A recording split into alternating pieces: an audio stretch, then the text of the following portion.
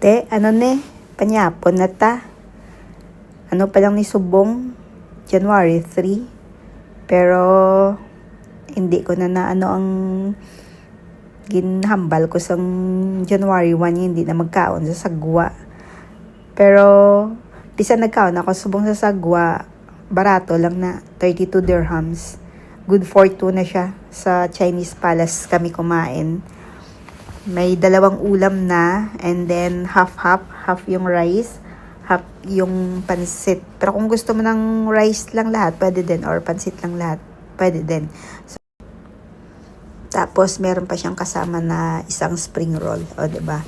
Yung kinuha kong ulam diyan is yung beef broccoli tsaka yung chili chicken nila. Masarap. Bagong luto lahat. So ayun na nga, nabusog na din kami. Medyo nagpalipas lang din kami talaga ng oras dito kasi ang lamig sa labas. Dapat sa labas kami kakain dun sa may sa night market. Kaso lang talagang ayoko kasi sobrang lamig. Mas gusto ko sa mall kasi medyo mainit kasi hinihinaan din nila yung AC.